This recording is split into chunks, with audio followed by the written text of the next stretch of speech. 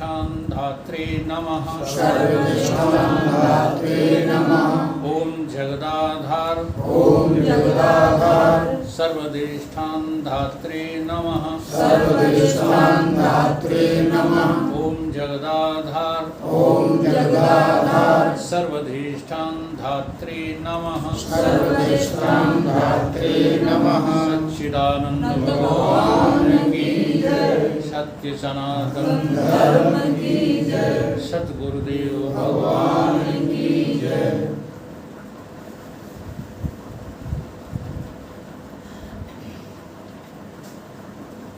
किसी की भी पुण्यतिथि मनाने के जो है दो हेतु होते हैं।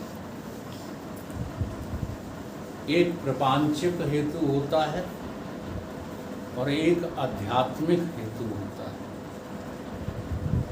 प्रपंचक हेतु में तो जिस दिन शरीर देह वसान कर जाता है, देह का अंत हो जाता है, उसी दिन को पुण्यतिथि का नाम दिया जाता है। परंतु आध्यात्मिक दृष्टि से पुण्यतिथि का ये अर्थ नहीं है। आध्यात्मिक दृष्टि से पुण्य नाम किसका है? जो पाप नहीं है। श्रुति कहती है देह आत्म बुद्धि, जो तुम्हारी बुद्धि में देह ही चेतन है। देह आत्म बुद्धि, देह आत्म बुद्धि का क्या अर्थ है? ये देह ही हमारी बुद्धि में चेतन आत्मा है। तो ऐसा यदि हमारी बुद्धि में है, चल रहा है, अभी समाप्त नहीं हुआ है और हम शरीर छोड़ जाएं, तो ये पुण्यतिथि नहीं हो सकती। वो पल, वो क्षण, वो समय, जिस समय में हमारी बुद्धि में देह आत्मा ना हो करके आत्मा ही आत्मा हो, आत्मज बुद्धजम पुण्यम, वो तिथि क्या है? वो क्षण क्या है? वो है पुण्य। उसी का नाम है पुण्यतिथि। देहात्म बुद्धजम पापम न तद गौवध कोटि। भाश्रुति क्या कहती है कि वो तो पाप है। अगर तुम शरीर होकर के मर रहे हो तो वो पुण्य नहीं है। यह है आध्यात्मिक दृष्टि। अब इसके लिए जो है हम साधना क्या करें कि हमारी भी तिथि जो है पुण्य हो जाए। असल में पुण्य तिथि मरने के बाद नहीं होती। पुण्य तिथि तो आपके रहते रहते होगी, जब भी होगी तब। आप हैं और आपकी बुद्धि में क्या भरा पड़ा है। अगर आपकी बुद्धि में संसार भरा पड़ा है तो आपकी पुण्यतिथि कभी नहीं हो सकती। और देखते रहो, अनुभव करते रहो कि हमारी बुद्धि में अभी क्या भरा क्या है। तो देखो, जब तक जो है बुद्धि खाली नहीं होगी, भगवान कृष्ण गीता में इसी बात को समर्थन में लेते हुए बहुत बढ़िया बात बताते हैं। वो कहते हैं जहात बुद्धि बुद्धि युक्ता जहाती। कहीं क्या उभय सुकृत दुष्कृता। वो ये नहीं कहते अर्जुन से कि केवल तुम जो है दुष्कृत ही छोड़ दो। वो तो ये कहते हैं सुकृत भी दुष्कृत ही है। अबे बहुत जो है समझने की बात है। अगर ये तुम नादानी किसी आम आदमी से बात कह दोगे तो जो कुछ वो कर रहा होगा, हाँ, मंदिर जाता होगा तो मंदिर जाना छोड़ देगा। थोड़ी बहुत किसी की सेवा करता होगा तो वो सेवा करना छोड़ देगा। ये अर्थ नहीं है इसका। इसको बड़ी गहराई से लेना है। गहराई से क्या लेना है कि हमसे जो मूल कृत हुआ है, एक चौपाई आती ना, बड़ी सरल है, काहू न को सुख दुख कर दाता, निज कृत, निज कृत। अब देखो इसमें कृत कह दिया तो कर्म कहने की जरूरत क्या थी? पर हम लोग विचार ही नहीं करते चौपाइयों में, केवल बोलते रहते हैं और जो मन में आता है जो मनोमुखी होकर संसार में लगे रहते हैं। निज कृत तुमने पहले किया है और उस कृत ने जिन कर्मों को जन्म दिया है वो सारे के सारे कर्म, चाहे शुभ हो या अशुभ हो, सब तुम्हें बांध के ले जाएंगे यम की फांस में। कर्म शुभाशुभ दोहु में बंधन, चाहे सोने की बेड़ी हो चाहे लोहे की बेड़ी, तुम फंसे ही हो। तो मूल तुम्हारा कृत क्या हो गया तुमसे? निज कृत। मूल कृत तुमसे हो गया कि तुम अपने को भूले हुए हो, यही तुम्हारा मूल कृत है। अब अपनी याद कैसे आए? हम अपने को स्मरण कैसे करें? तो जो आपका अपना आपा नहीं है, जो आपकी अपनी मैं नहीं है, उसको बस आप जो है अपनी बुद्धि से निकालते। इससे बढ़िया भजन और कुछ नहीं है। जो आप नहीं है वो आपका नहीं है, उसको अपनी बुद्धि से निकालो। अब इसमें बताओ कौन सी जो है आपको परिश्रम करना है? इस साधना में कौन सी कवायतें करना है? परंतु हम वेद शास्त्रों की सच्ची बात स्वीकार न करके और झूठी बातों में लगे रहते। ये कर लो, वो कर लो, और ये सब करना कराना क्यों दिखाई देता रहता है? क्योंकि तुम अपने मूल कृत पर जरा भी टच नहीं करने देते। जब तुम मूल कृत को नहीं छूते तो कृत ने जो परिणाम रूप कर्म दिए हैं उन्हीं में उलझे रहोगे। एक जन्म नहीं, जन्मत मरत हजारों जन्मों तक दुसह दुख के आंसुओं में मुख धोते धोते जन्म अनेकों हुए हमारे वृथा समय खोते। ये पहला जन्म नहीं है। ऐसा भी नहीं है कि हम पहले कभी ब्रह्म थे। पहले भागवत का जो है चतुर्श्लोकी सूत्र क्या कहता है? प्रथम श्लोक क्या कहता है? कोई आचार्य बताते नहीं। वो कहता पहले हम ब्रह्म ही थे।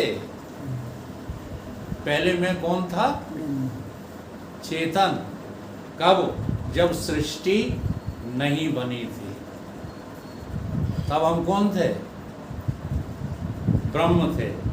और जब सृष्टि हुई तब भी हम ब्रह्म ही हैं और कुछ नहीं है। सृष्टि बन गई। अभी श्लोक बोला था ना, यतो व ईमान भूतानि जायन्ते,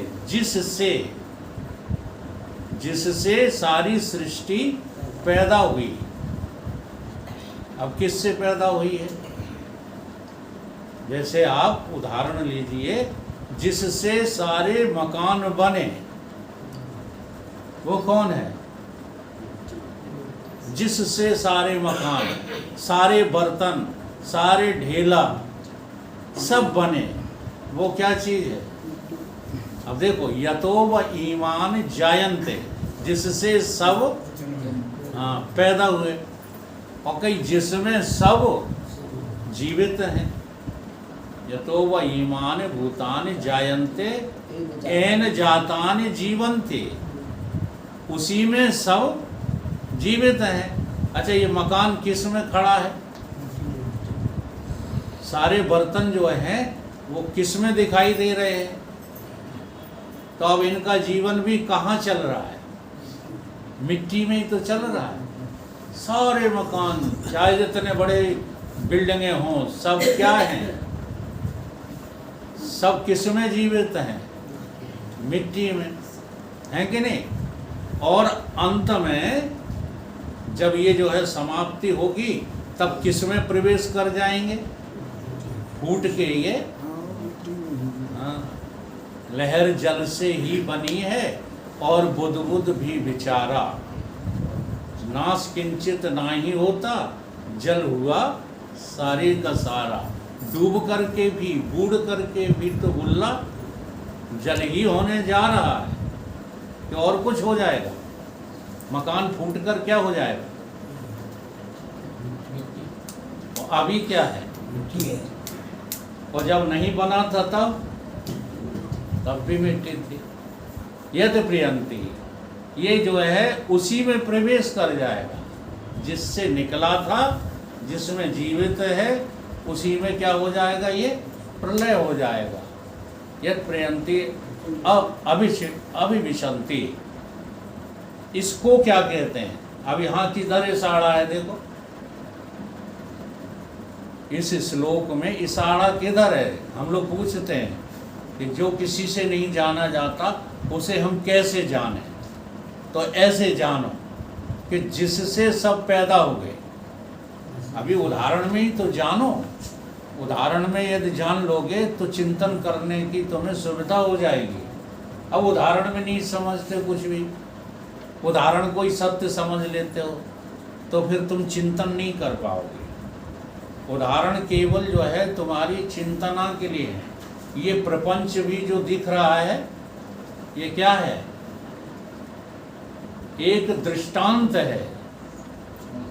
पूरा संसार एक दृष्टांत है। किसके लिए? इस भटके हुए जीव के लिए। देखो कितनी बड़ी करुणा है उस करुणा निधान की, और उसको उस तरफ हमारी बिल्कुल नजर नहीं जाती। हम इन पंच क्लेशों में इतना बिध गए हैं, बस यहीं चक्कर घंटी होते रहे। सबसे ज़्यादा श्रेष्ठता कर्मों को इन मनुष्य दिए हुए हैं। कर्मों से विरोध नहीं है, लेकिन विचार करके देखो कर्म तुम्हें कहाँ तक ले जा सकते हैं? कर्मों से तुम कहाँ तक पहुँचोगे? परंतु मेरी बुद्धि काम ही नहीं करती। तो कहते हैं कर्म करो, बाकी तो ये सब बेकार की बातें हैं। कर्म कर करके क्या कर लोगे? अब तक क्या कर लिया है? तो कर्म जहां हो रहे हैं वहां तुम नहीं हो, ये जानो। जहां कर्म हो रहा है, जैसा भी हो रहा है, उन सबके तुम दृष्टा हो। अब एक समस्या पैदा हो जाती है, जब ये सिद्धांत समझाया जाता है तब बेईमान लोग क्या करने लगते हैं? हम कुछ करते ही नहीं। अकर्ता अहम, अक्रिय अहम, अदाहो अहम, अछेद्यो अहम। अब ये शब्द जो है वेदांत के याद कर लिए और पाप कर्म करने में जुटे रहते हैं। तो ऐसी बात नहीं है। जब ये बोध हो जाता है तुमको अपनी मैं के बारे में कि तुम्हारी मैं वो है कि जिसमें से सब निकले, उसी में सब घूम रहे हैं। हाँ, अच्छा ये कहाँ से निकल आए? मन बुद्धि चित्त अहंकार, बता दो। आपके पास मन है, बुद्धि है, चित्त है कि नहीं है? मनुष्य होने के नाते इतना तो पता लग रहा है कि नहीं लग रहा है? मन बुद्धि चित्त अहंकार, जिसे आप हृदय कहते हो, अंतःकरण कहते हो, ये है कि नहीं आपके पास? तो निकला कहाँ से? इस पर कभी विचार करते हो? कहाँ से निकला है? बोलो। हम ही से निकला है। इसका अनुभव हो रहा है कभी? इस अनुभव को करो, ये तुम्हारे अलावा और कुछ है ही नहीं। इसके लिए स्वप्न का सबसे बढ़िया उदाहरण है। आपको स्वप्न होते हैं और उस स्वप्न में आपके अंतःकरण रूपी जो है बुद्धि से हिता नाम की नाड़ी जो है क्रिया करके पूरा संसार खड़ा कर देती है, पूरा संसार। और जो भी स्वप्न में संसार तुम देखते हो, हाँ, खड़ा करती है तुम्हारी बुद्धि। और देखते कौन हो? खड़ा करते हुए भी देखते हो। स्वप्न के भाव को, स्वप्न के अभाव को, नींद के भाव को, नींद के अभाव को कौन देख रहा है? ये अनुभव करो। हम ही तो देख रहे हैं। अच्छा, जब हम इतनी गहराई में अनुभव करना जान जाएं, तो यहाँ पर जो सब चल रहा है, दोस्ती दुश्मनी, मेरा तेरा, अच्छा बुरा, कृत अकृत, ये कौन देख रहा है? तो तुम देखने वाले हो या इनको करने वाले हो? जिस दिन, जिस क्षण, जिस पल तुम्हारा टोटली करना बंद हो जाएगा, वही तिथि पुण्य तिथि हो, और कोई दूसरी तिथि पुण्य तिथि नहीं हो। ये सबसे बड़ा कठिन काम है। एक संत बैठे हुए थे और वो रोजाना जो है कुछ करते नहीं थे, वो खाते थे जो है 2.5 किलो तीनों टाइम। एक दिन जो है मंदिर का पुजारी भड़क गया। उसने कहा ये शख्स जो है रोजाना 7.5 किलो भोजन कर जाता है और कुछ भी काम नहीं करता। तो सुबह ही सुबह बड़े क्रोध में आकर के बोला, महाराज आज हम आपसे हाथ जोड़ते हैं, हाँ, आप कुछ करते धरते तो हो नहीं, आप कुछ करते धरते तो हो नहीं, और बिना किए और 7.5 किलो खा जाते हो। तो उन्होंने कहा मैं सबसे बड़ा काम तो यही करता हूँ। क्या है? कुछ नहीं करता। मैं कुछ नहीं करता हूँ, उसी का तो मुझे भोजन मिलता है। बोला ऐसे कैसे है? कोई बिना किए कैसे खिला देगा? तो साधु महाराज ने कहा कि तुम केवल 1 मिनट कुछ न करके दिखा दो। कितना? 1 मिनट कुछ न करके दिखा दो, तो मैं जो है आपके आश्रम को छोड़कर चला जाऊं। पुजारी ने कहा ऐसी बात है तो आज ही देखते हैं। और जैसे ही पुजारी बैठे हैं, 1 मिनट भी नहीं बैठ पाए कि सारी प्रक्रियाएं जो मंदिर की थी और जो भी आपाधापी थी वो सब करने में लग गए। समझ रहे बात? तुम करना बंद तो कर दो। और जिस क्षण, जिस पल तुम्हारा यही देखो श्लोक कह रहा, बुद्धि युक्ता जहात इहि उभय सुकृत दुष्कृता। अब भगवान की वाणी को सब लोग टिल पे धरे रहते हो। जी कहते हो हम जो समझ गए वो तुम समझो, गीता मत सुनाओ, उपनिषद मत झाड़ो, तुम तो हमारे अनुसार जो है समझो संसार को। नहीं जी, ऐसा नहीं है। वरना ये उपनिषद, वे शास्त्र, ये वेद, ये सब व्यर्थ हो जाएंगे। इनने इतनी मेहनत क्यों की है? 4 वेद काफी नहीं थे? फिर उनकी श्रुतियां क्यों बनी? फिर वो काफी नहीं थे? फिर शास्त्र क्यों बने? फिर पुराण क्यों बने? फिर आज जो है महाराज जी जैसे युग पुरुष, बड़े बड़े महात्मा तुम्हें समझाने में क्यों लगे पड़े? तो हमें कौन से पागल कुत्ता ने काट लिया? बताओ। तो आपको जो है ना समझ लगते हैं कि समझदार?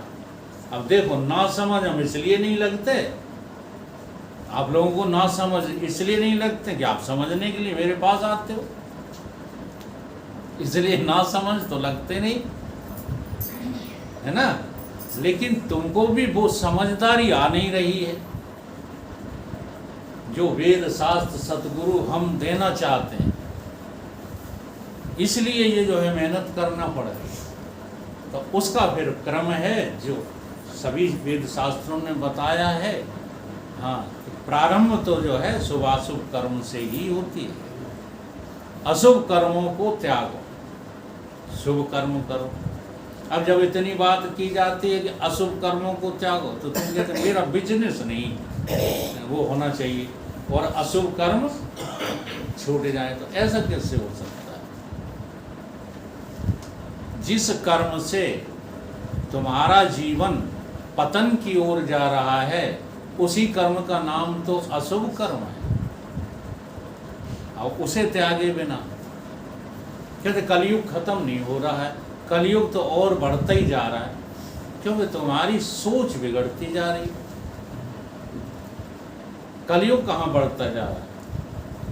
तुम्हारे अंतस में तमोगुण की प्रधानता बढ़ती जा रही। कलयुग कुछ नहीं बढ़ रहा।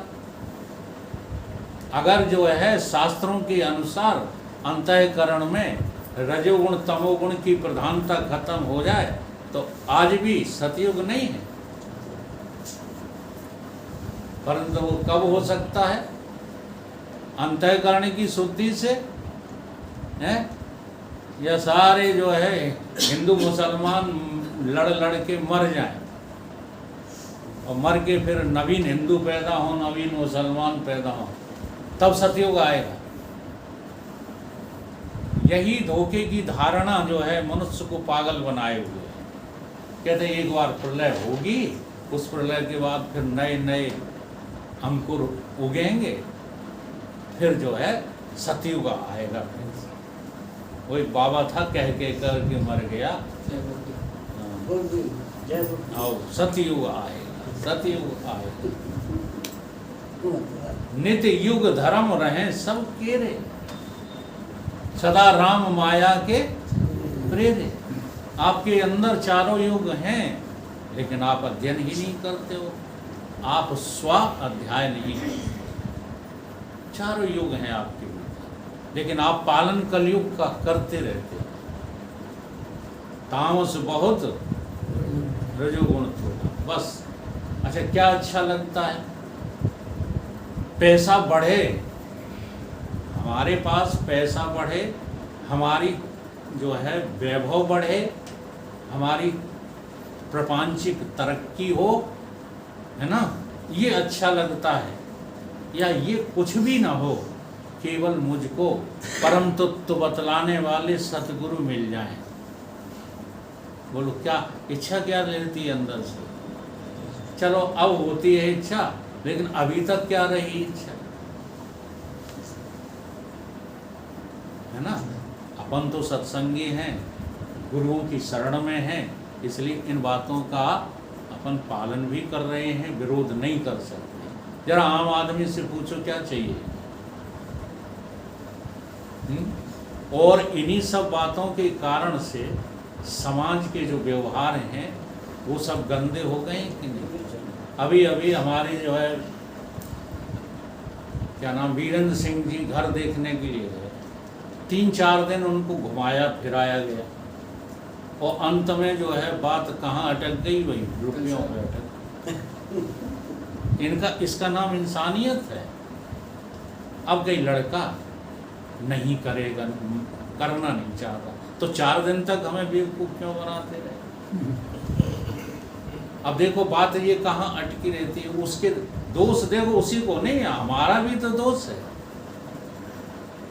आप भी क्या किसी सत्पुरुष के साथ, सत्पुरुष वैसे तो मिलेगा नहीं, आजकल ढूंढो तो मिलेगा नहीं, लेकिन यदि कोई लड़का तुम्हें साधु मिल जाए, साधु वो नहीं चांद घुटा के साधु हो जाता है, संत प्रवृत्ति का मिल जाए, तो क्या अपनी कन्या उसके साथ ब्याहोगे? तुम भी तो जो है नोटों को ऐसे लिए फिर रहे हो, झोंकने के लिए कि बस नौकरी वाला मिल जाए। अच्छा, ये दिमाग क्या है? ये दिमाग सतोगुण प्रधान है? तो कलयुग बाहर है कि भीतर हमारे हृदय में? इसलिए लौट फिर करके हम वहीं आ जाते हैं। भगवान कहते हैं बुद्धि युक्ता जहात ही सुकृत दुष्कृता। पहले अपनी बुद्धि में से क्या निकालो? दुष्कृत निकालो। जितने भी दुष्कर्म हैं उनको बुद्धि में भटकने मत दो। फिर वो निकल जाएं तो फिर सुकृत भी निकालो। ये सुकृत भी तुम्हें देहाभिमान सिखा देते हैं, ये सुकृत भी तुम्हें विद्या का अभिमान करा देते हैं, ये सुकृत भी तुम्हें बल का अभिमान करा देते हैं।